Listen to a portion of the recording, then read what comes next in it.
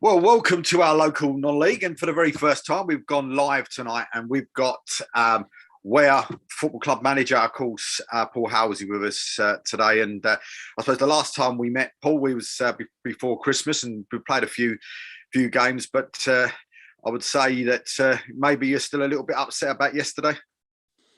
I don't. So, right words here, but fuming. Absolutely fuming yesterday.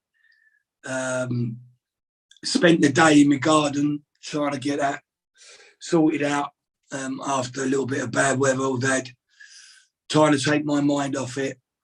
Still getting messages all day asking me where the added times come. Questions about the penalty. Questions about the referee. And everything that happened after that game yesterday, he has got to be blamed for it. Not all of it, don't get me wrong, but he's got a part to play in what he's done there, because I don't know if you've seen any videos, I don't know if you've seen any commentary on my interview, but again and again, unless I zoom in, I can't really zoom in. Someone needs to tell me how that penalty come about. Someone needs to tell me what led to the penalty from the corner, how it was a corner, when it looks like their man headed the ball over. So many questions to be asked. And I know that if any referees are listening, and I doubt they are, other than probably Mark, if any referees are listening, I've always supported referees. Now, and I've always supported the Respect campaign. Yeah, referees get a bit of stick, of course they do, but that's part and parcel of the game. He has to come out and say to me, and he couldn't yesterday, why the balls or tackles, both feet showing over the ball, is not deemed at least a free kick. Never mind the penalty, a free kick, a booking, and he don't give it. Why Liam Hope got an elbow in his face, how he's deemed that not even a sending off, or at least a booking. How Rashan is taken out by their player and he gives them the drop ball. He's gone home straight from football feeling very, very groggy from that way he went in the back of them. But most of all, he is the referee. He threatened to send me off when I approached him when he was coming off, saying, if you don't go away, I'm going to give you a red card. Now, Dave, tell me if I'm wrong. Most Premiership games you watch on the telly, you will see a referee, or when you see a controversial, do you not see a manager go up to the referee on the way half time? Yeah, absolutely. Yeah. Right. Well, he deemed me walking to him as go away, that's a red card. If you don't go off, it's a red card. So you don't know the rules, because surely that's only a yellow card.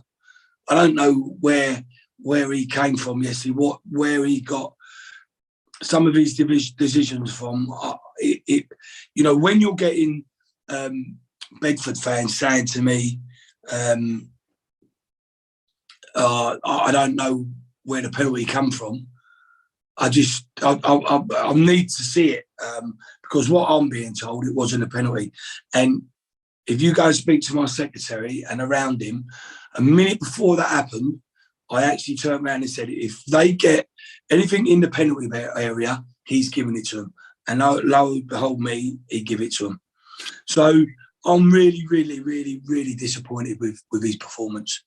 10 minutes valid time. On 90 minutes, we're 2-1 up. Now, that's not sour grapes.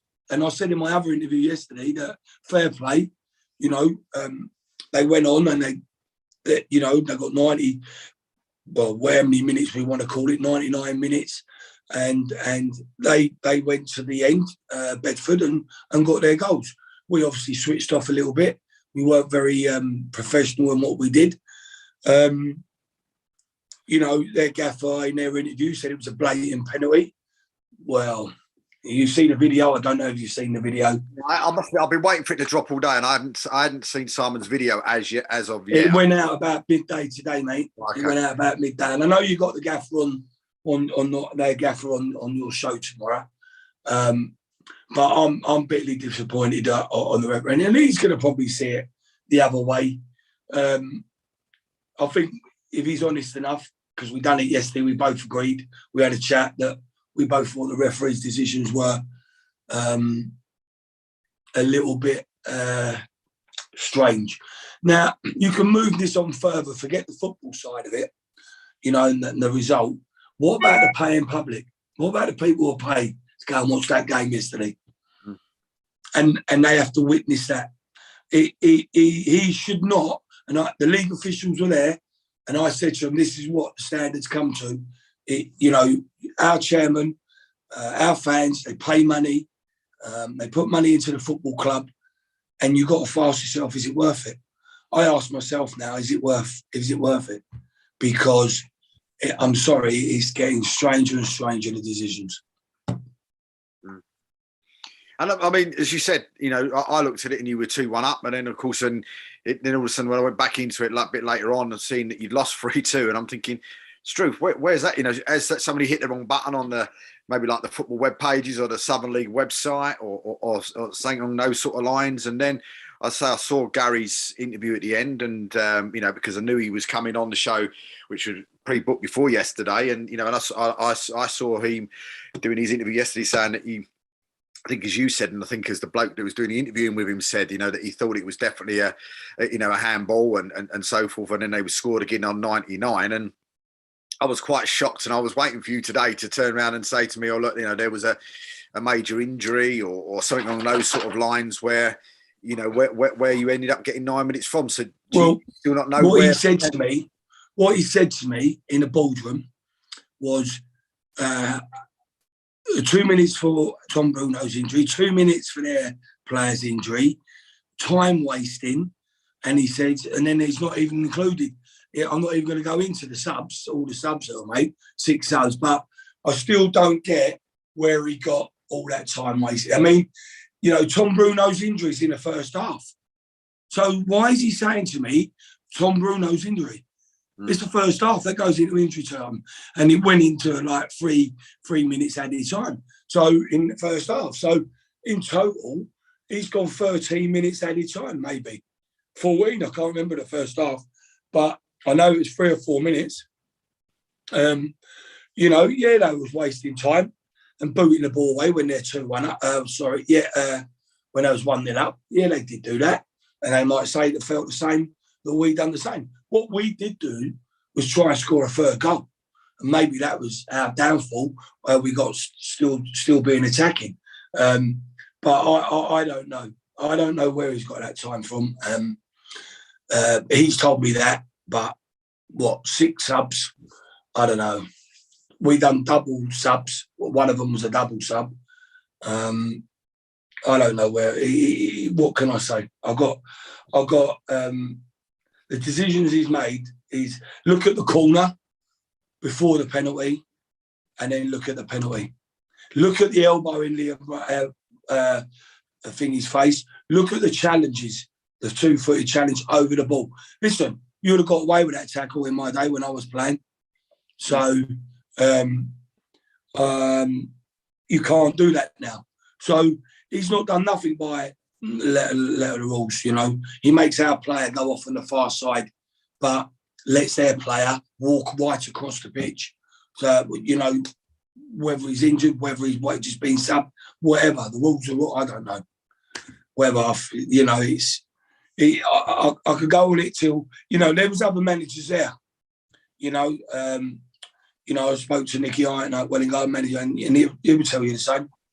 He'll tell you the same about the referee. But, I obviously see it different, probably what Gary will, but he made some very strange decisions. And that penalty, well, I don't know. I'd love to see a close up on it, but I haven't spoke to. They say Marcus. He said Marcus. I need to find out, but he's a strange one. I mean, I mean, saying along here. I mean, I saw this. This was probably the. I'll be honest with you. I think this was probably the first sort of string of stuff. When I went into, your hashtag 90 minutes. The first thing I saw there was, I went on there and had a look. Saw the score was 3-2, and I saw some of the, some of the comments on there afterwards. And there's a guy on there has made one comment. There's 90 minutes made their comment as well, which people can get on there and see. And I thought, oh, hello, something's gone a bit wrong there. But have you found that is the situation? Because I know, Keith's had the same situation at the weekend as well. So do you feel that we've gone, because at the beginning of the season, it was quite, how can I put it? There wasn't too much being said about referees, but slowly but surely again over the last maybe 6 weeks or so, it seems to have come right up into a crescendo again. And, and I say Keith's had a situation where he's been tweeting a few times today about getting her an apology, et cetera, and stuff. For the penalty, I see that. So, I mean, and other people on here as well that have been saying it as well. And even in the professional game, they've been saying it about different decisions and stuff as well since the beginning of the season. I mean, have you seen it sort of? Yeah, it's been declining. It has been declining. But I haven't just seen it this season. It's been a couple of seasons now. Two things I will say to you. Pete Hill, who he is probably one of the oddest men in football. And he'll say, if where I've been bad, where I've been good, whoever, he would say it. Now, if he tells you that's the worst refereeing decision he's seen in his time, that says a lot. Now, I'll come on to the question. Well, these referees, what we should have done probably is got Mark on this conversation now. These referees are being fast-tracked. Now, they're coming up from step 6 and step 5. They're not good enough. Right. So, where is their training? Where is their training? Do they get together every month and do a bit of senior referees who have good work to good level, are coming in, in the counties, whether it's Hertfordshire, Bedfordshire, Essex, London, but wherever. They should be coming together and they should be doing an analysis. They should be doing a bit of training, but they're not.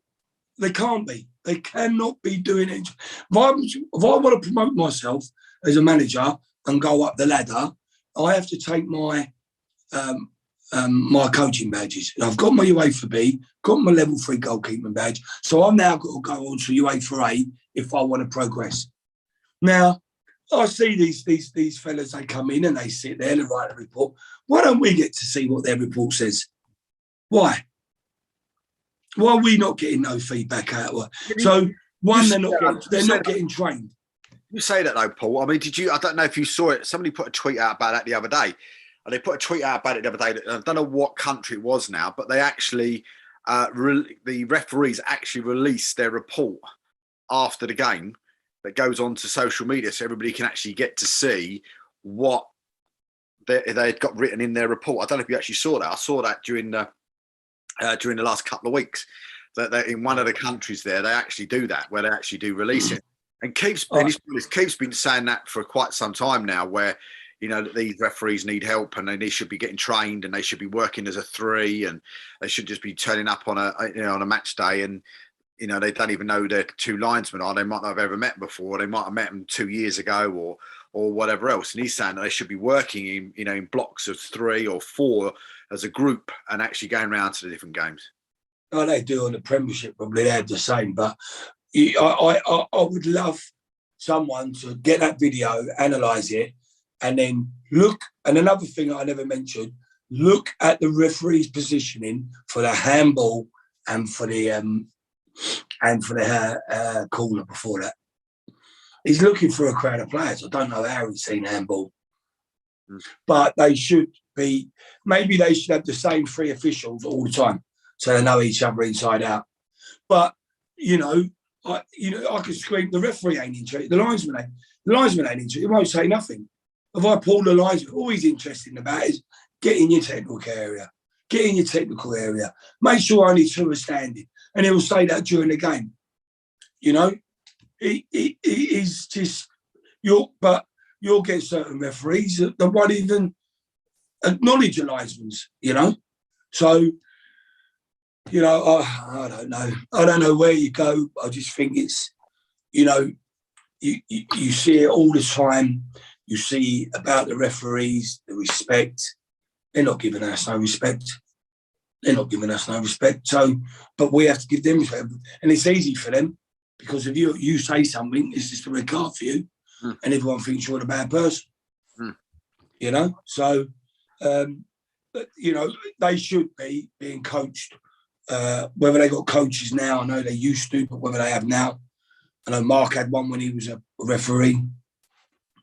But whether they're coached now, I don't know.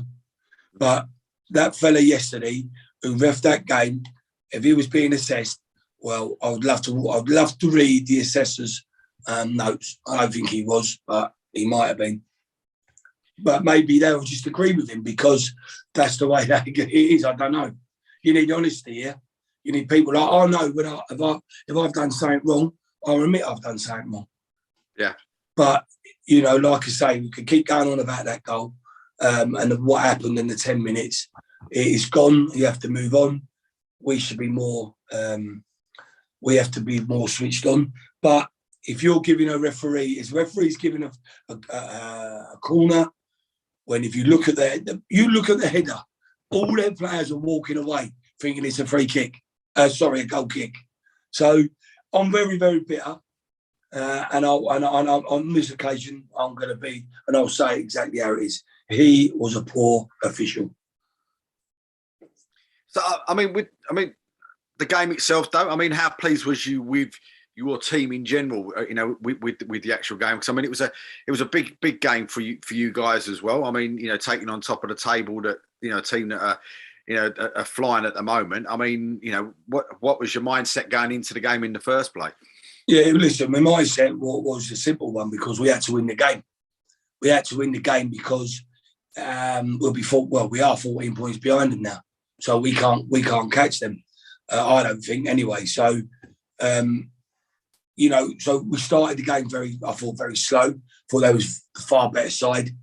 I think we played our tactics were a little bit wrong, and they deservedly went 1-0 up. 1-0 in front. You know, I felt our keeper probably, and he admits that he could have done better with a goal with his hand, but it is what it is. It spat off that wet pitch because that does get wet, obviously, when it's been raining at 4G.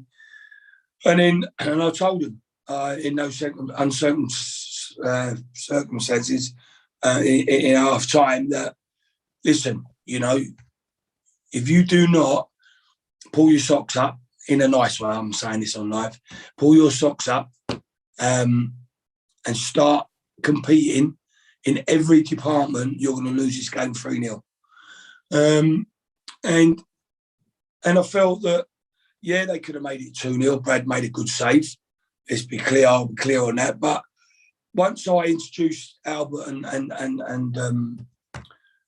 and Josh, we become a different team. And then we was already pressing before that. We was trying to nick the goal. We've had little opportunities, but we had to take the game to them, and we did. And we controlled it then. And I felt everything we done right, played the balls in the right areas. And they couldn't deal with Albert. They couldn't deal with Josh. They couldn't deal with Liam Dawson once it all started to click. And rightly so. We got our equaliser. And then, obviously, Josh took his goal very well. And then Albert could have, do you know what I mean? A couple of inches to the right could have made it 3-1, but just hit the side netting. You know, we needed that goal just to kill it off. So I was really, really proud of the boys' second half. Really proud. They'd done everything I asked them. But like I said in my interview yesterday, I can't set them up to play against 12 men. People can knock me down as much as they want, but that is the true and fair assessment of that game yesterday. Mm. But they're a good side. Fair play to them. Good side. Good lads. Had a drink with a lot of them in the bar after. Good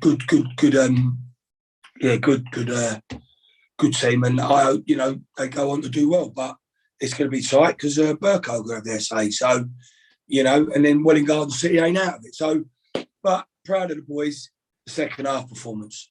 It's a shame that we didn't match that performance in the first half, and maybe stop them scoring a goal.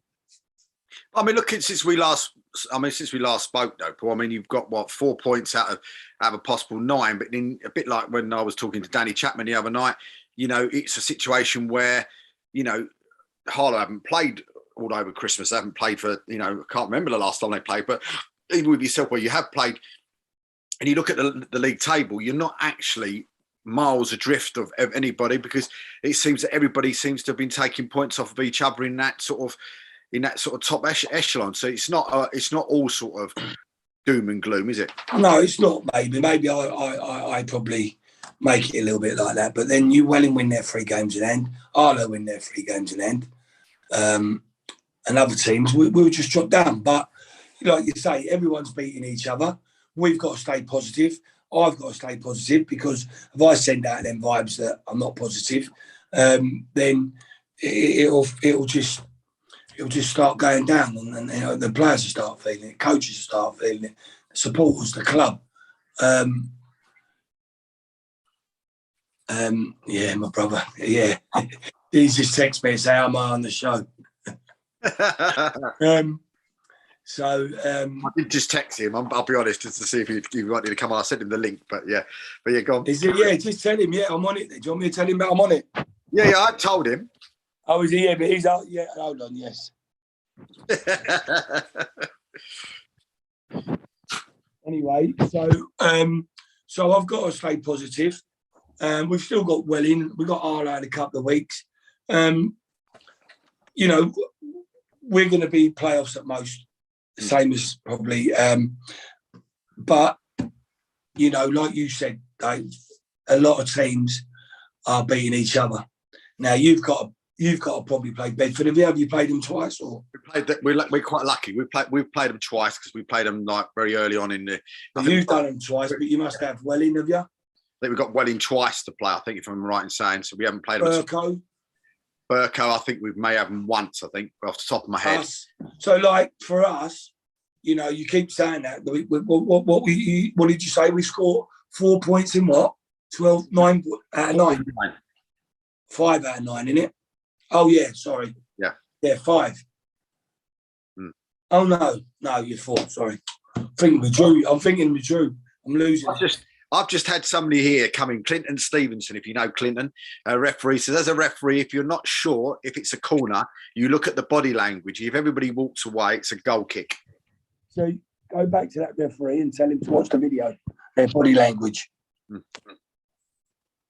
So,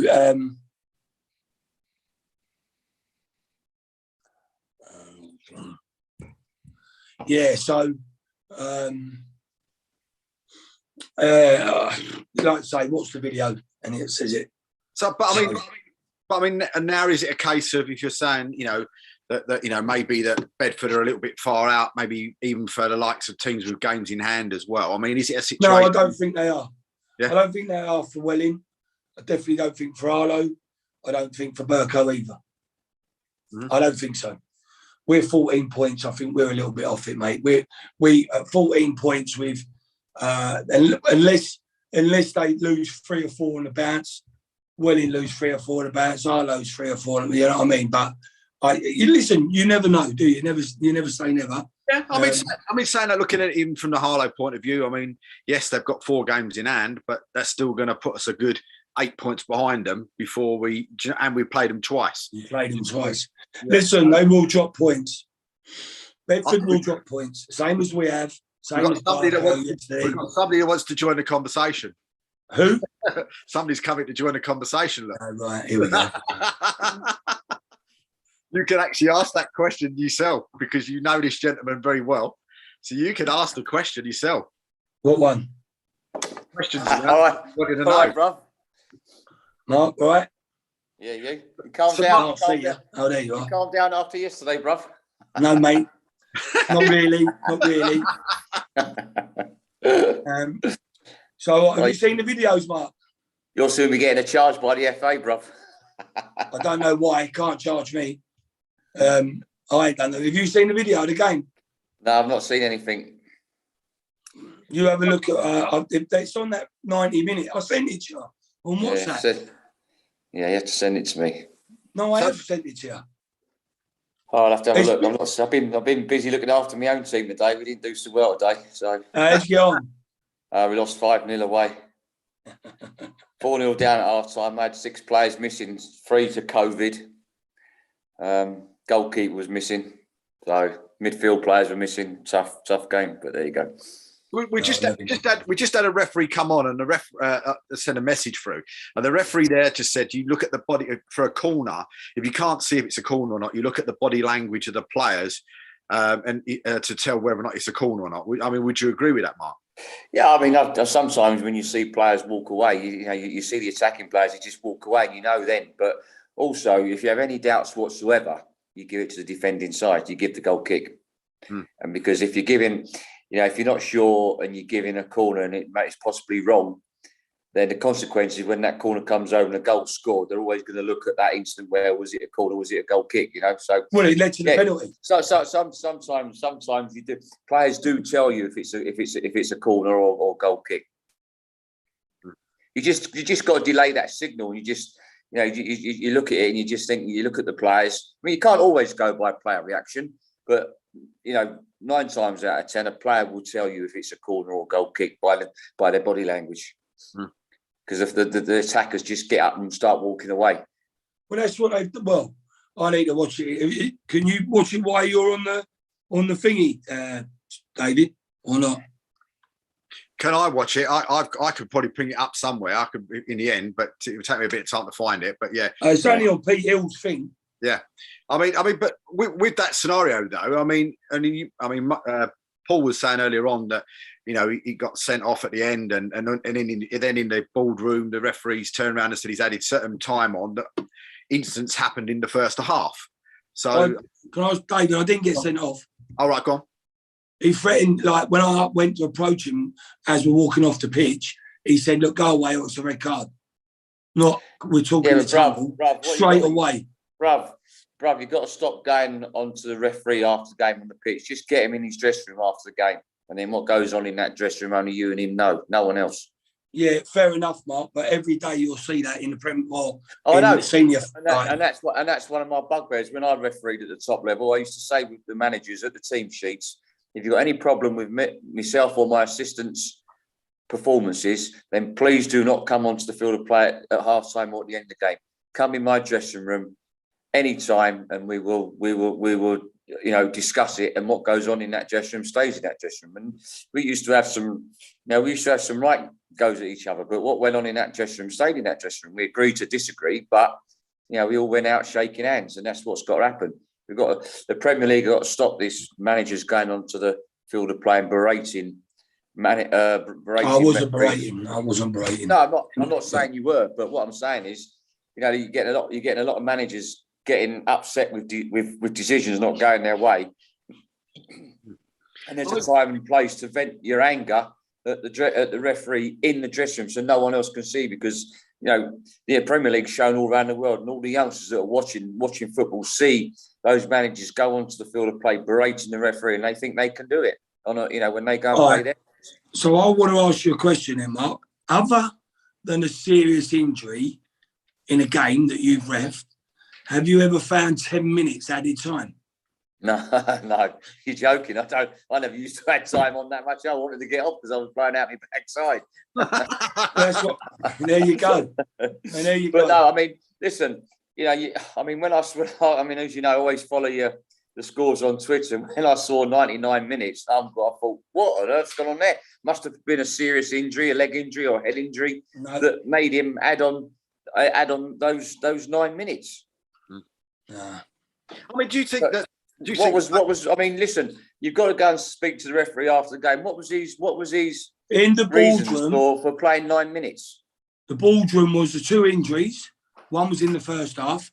Hang on, you can't. Hang on, no. I know that. You cannot play added time. But that's what he said in the first half. He said time wasting. What, 9 minutes? Yeah, time wasting from them and us.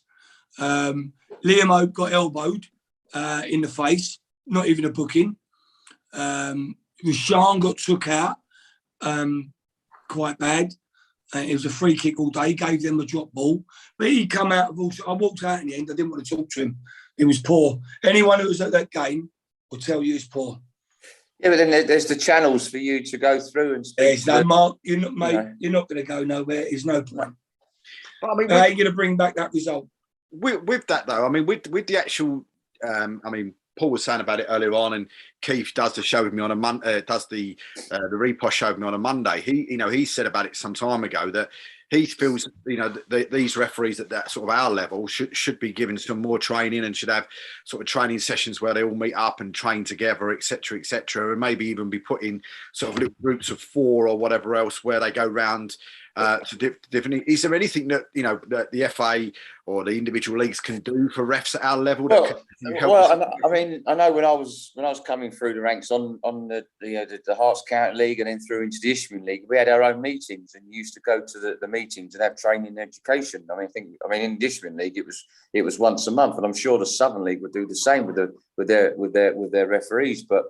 It is all down to the leadership and direction, the training of education. And I have to say, possibly at that level, the coaches and the mentors and the assessors are not good enough. They're not good enough. And that's the problem, what we're seeing in refereeing at all levels, even at the top level, that there's a lack of training and education. We're seeing it with, at the top level with VAR, the inconsistencies of VAR when not to review a decision. It's all over the place, and as is the decision making. And it comes down to the training and education and the leadership and direction of the leagues and the referee officers, and at that level, and obviously the county FAs as well, because obviously Paul will have different referees from different counties. I mean, I heard yourself on Talk Sport the other week, and I mean, if they given you a call yet to take control of these referees? Listen, I would love to be involved. And as I say, I've got a team that would come in there and sort everything out. Not straight away, because obviously, when you go into a position of that magnitude, you have to look at it and you have to take time and then make the changes gradually. But obviously, there is fundamental changes that need to be made at all levels of the game. And listen, it's not an easy job. Referees go out there and think they command respect straight away. That's not the case. It's about going out there and it's about engaging with the players, managing the game, managing the players, managing the event, and your accuracy in your decision making. That's how you get the respect from the players and the way you engage with them. You can laugh with them, you can joke with them, you can have, you can referee with a smile on your face, but when you have that chance to stamp your authority on the game, you have to do it, because players will know, even at my brother's level, players will know what referees are weak and what are strong and what they can get away with and what they can't get away with, because they have they see those referees quite a few times during the season.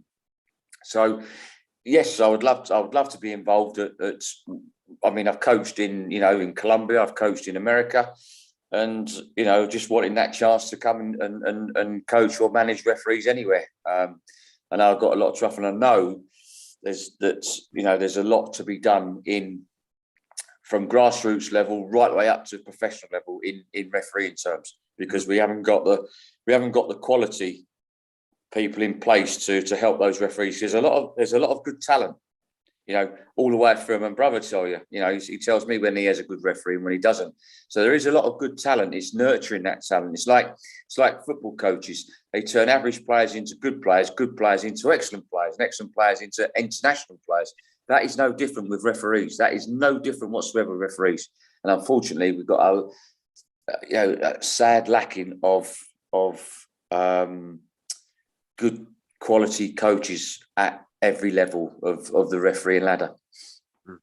And I mean, I said to Paul back earlier on when we were talking, when we first started, one of those situations is, I think at the beginning of the season, there was very much a positive vibe around the referees and how well they've been doing, and not just at our level, but Premier League level and so on. And now all of a sudden, it's sort of Christmas time and then sort of now going into early January, it seems that you're getting a lot of that sort of negativity coming back again around referees' performances. I mean, what could that be down to? Is that referees just getting comfortable in what they're doing, or and mistakes are happening, or should we say, look, managing mistakes? The games get harder. Mm. The temperature of the games are going up because you're getting to that stage in the season now where the leagues of the league places are all, the teams are finding their levels in the league, and you're getting teams fighting for their lives. Whatever league you're in, you're down the bottom, you're fighting for your life. So you've got in every league in the country, you've got a league within a league. In non-league, you'd have the teams that have got all the money, that are paying all the money, fighting at the top. You've got the middle of the road table teams that are at the table, in the middle of the table, that are just not paying as much as the top teams, and you've got the guys at the bottom that haven't got the money to pay for, good players. So they're all battling. So the temperature of the game goes up, the challenges go in because every team wants to win, no team wants to go down in, and the top teams want to go up into the next tier. So you get that level of competitiveness into games, and sometimes when the tempo goes up in a game, the referees don't go up with it because they don't recognise that temperature in the game when it's gone up, and they've not got that awareness around them of what is going on. They don't smell it. They don't smell that trouble that's just lingering. You get all the little niggles that goes on in the game where the referees don't sense it, or they don't pick it up, or they don't nip it in the bud by slowing the game down. I don't mean slowing the game down, giving every free kick, stopping every little bit of contact. I mean, you just slow it. When you do give a free kick, you just slow it down. You just slow it down and let them take it when you're ready. Cut out the quick free kicks.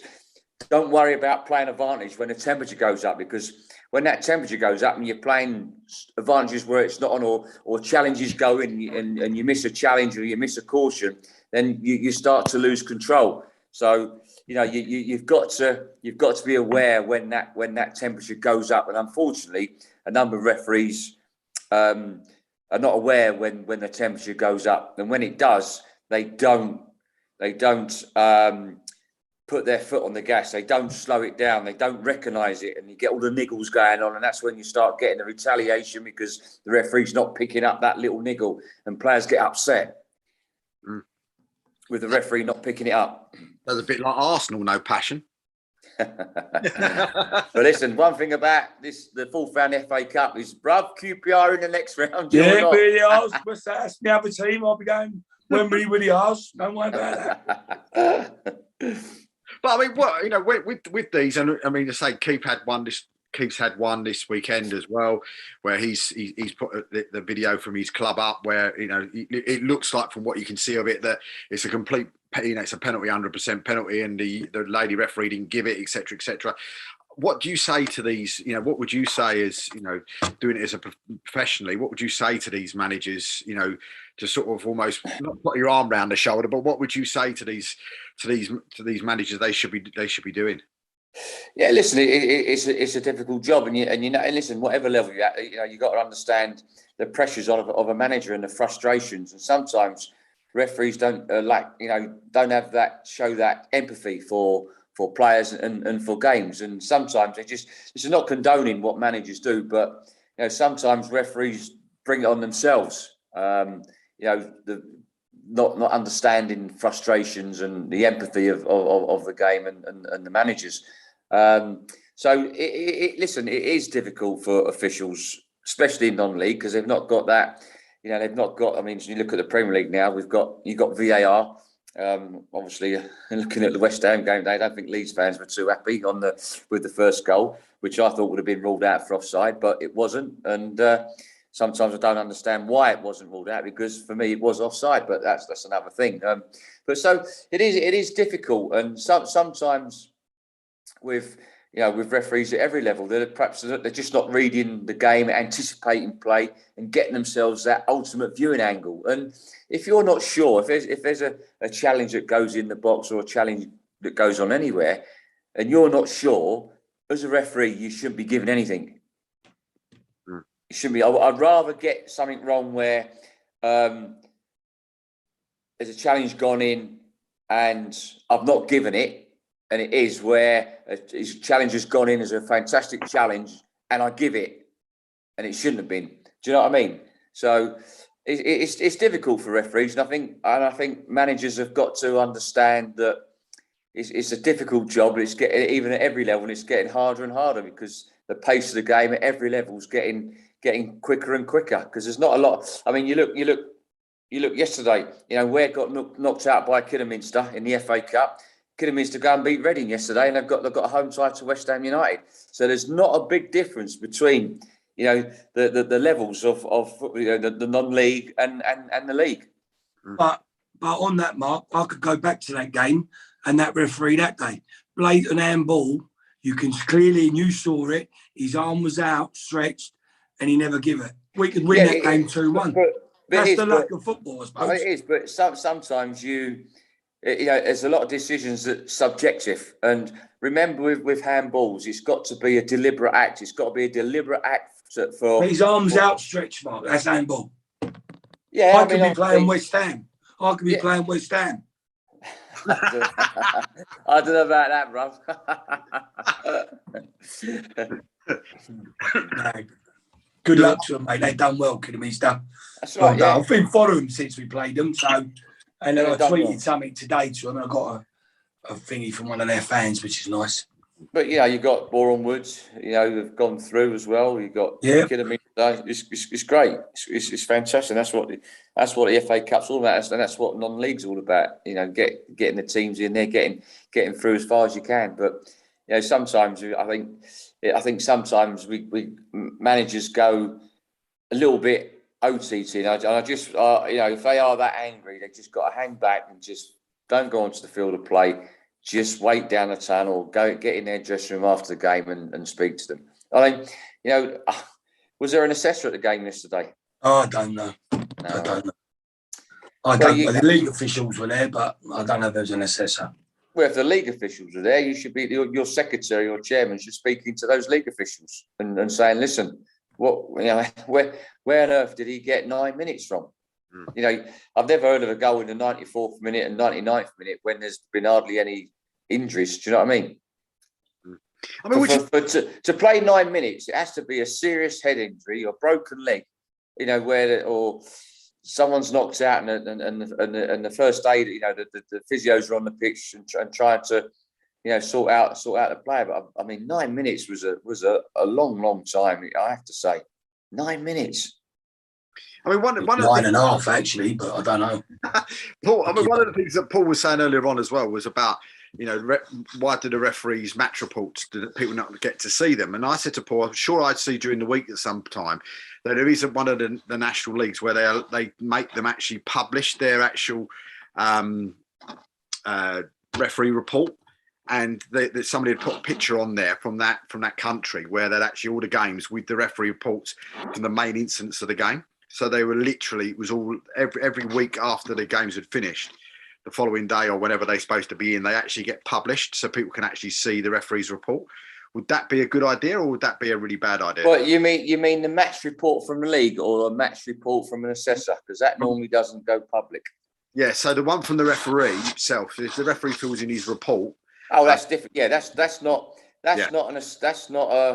a match assessor's report. Because that's confidential and just goes to the match referee only. But his report, no disrespect, if he's given somebody a yellow card, why he's done that or whatever else, and they actually had that in one of these countries. They actually had it where they actually released it all on a. Listen, I think that's good, but I'm pretty sure that as a league or a club, they can ask, because I know they do it on the EFL and the Premier League, where you can request the assessor's match report of that referee, and I know that happens on the definitely on the EFL.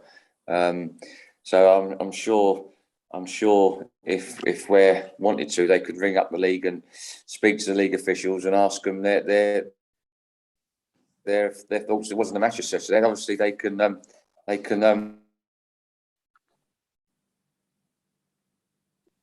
Oh, just starting to lose Mark, but Paul, I mean, we wear itself. His batteries run out probably, the Wally. That's why you see me. I was charging mine. So, I mean, coming up then, you've got some big games coming up. You've got Waltham Abbey, you've got Harlow coming up as well. I mean, looking forward to those games.